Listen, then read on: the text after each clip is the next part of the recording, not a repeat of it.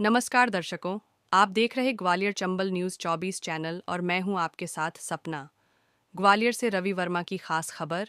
भारत देश की प्रथम महिला शिक्षिका, महिलाओं की प्रेरणा, स्रोत, नारी शक्ति, रूढ़िवादी शोषण, अत्याचार, अन्याय के खिलाफ आवाज़ उठाने वाली महान समाज सुधारक, क्रांति ज्योति राष्ट्र माता सावित्रीबाई फुले जी की 74वीं जन्म जयंती पर फुले क्रांतिवीर सेना व कुशवाहा समाज के तत्वाधान में राष्ट्रीय संत बाबा गाडगे जी एवं अन्य महापुरुषों की रथ यात्रा निकालकर चल समारोह एवं आम सभा का आयोजन किया गया।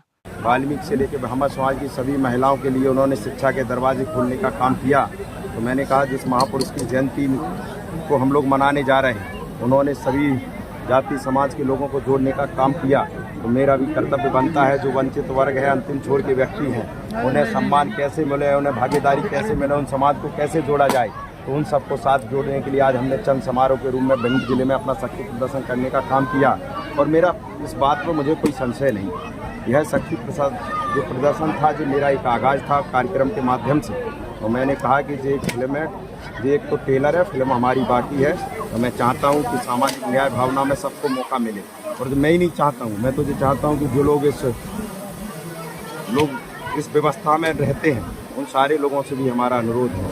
मैंने जगह जगह कहा कि एक भाई बहुत पैसा वाला हो जाए और एक भाई गरीब रह जाए, तो दोनों के बीच में भाईचारा जिंदा नहीं रह सकता। तो इसमें समानता कैसे आए, इसके लिए हम सब लोगों ने पहल करने का काम किया। तो कार्यक्रम पूर्णतः सामाजिक था, सारे राजनीतिक दलों के लोगों ने अपने विचार साझा किए और अंततः उनका सबका एक ही मत था कि जो वंचित वर्ग और अंतिम छोर का व्यक्ति है, उसको ताकत, शक्ति, बल राजनीतिक, सामाजिक और व्यावसायिक रूप से कैसे मिले, इस पर सबने अपने विचार रखे।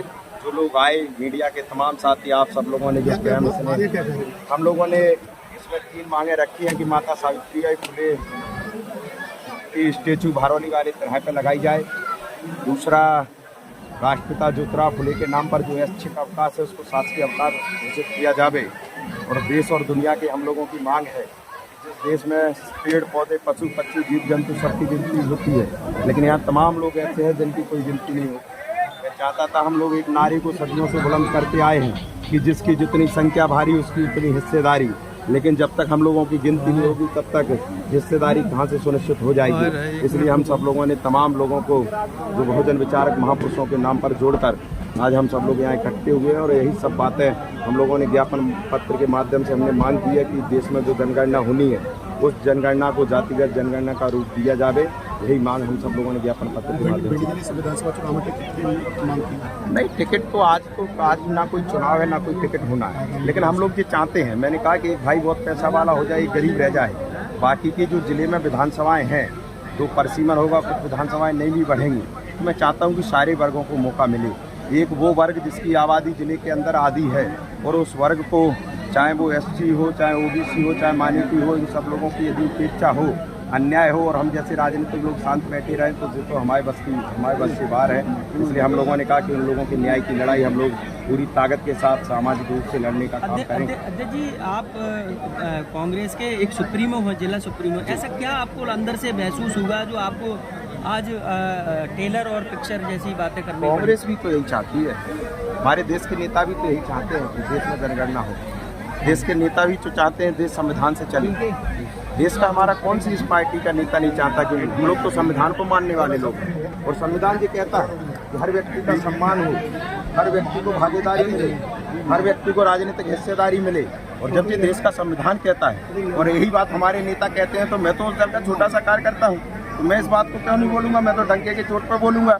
और इस बात का दर्द हमारी पार्टी को नहीं है, कुछ लोगों के दिल और पेट में दर्द हो सकता है, तो मैं ऐसा दर्द समय समय पर देने का काम करता रहूँगा।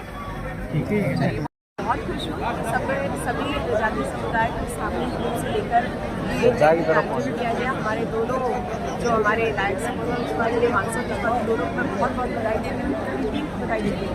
जिस तरह महात्मा ज्योतिराव फुले, माता सावित्री फुले जी ने मानव समाज के लिए काम किया, किसी की इच्छा के लिए सभी समाज को सबको साथ लेकर आगे बढ़ने का काम किया। और उसी तर्ज पर आज यहाँ पर माता सावित्री फुले जी की जयंती मनाई गई, सर्व समाज को यहाँ एकत्रित किया गया। मैं इस बात के लिए पूरी टीम को बहुत बहुत बधाई देती हूँ। झारखंड में राजनीतिक चर्चा भी दिखी क्या कांग्रेस पार्टी ओबीसी समाज को टिकट देगी बीडी से? क्यों नहीं देगी?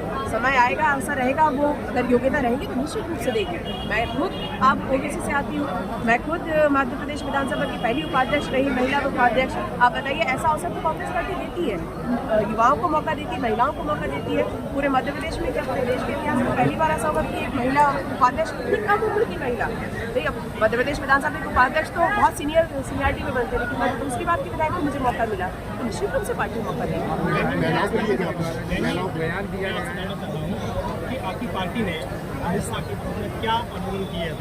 आप लगातार देख रहे हैं कि आदरणीय राहुल गांधी जी ने मोर्चा संभाला हुआ है। विपक्ष के नेता जो वो कर सकते थे वो कर रहे हैं, और समय आएगा तो आगे भी करेंगे। उनको इतनी हिम्मत कैसे हुई ये बात है कि देश में ये बात तो समझनी चाहिए। मैंने मंच से बोलने की कोशिश की, लेकिन और मुझे लगता है कि जो बात मैं कहना चाहती थी मैंने अपने भाषण में बात विस्तार से बता।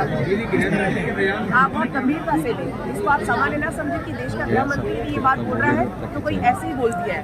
बहुत सोची समझी शादी से किया है कि आप सरकारी योजनाओं के माध्यम से सरकार का पैसा महिलाओं के खातों में डालो, आप लोगों के खातों में डालो। किसान सम्मान निधि मैंने योजना का जिक्र किया, इन सब योजनाओं के माध्यम से वो वोट लेने का काम अगर वो करने लगी तो सीधा सीधा खतरा है। डॉक्टर बाबा साहब अम्बेडकर जी ने संविधान के माध्यम से उनको वोट देने का अधिकार दिया है, हम विचारधारा के अनुसार तो देखिए तो खरीदने वाली बात होगी।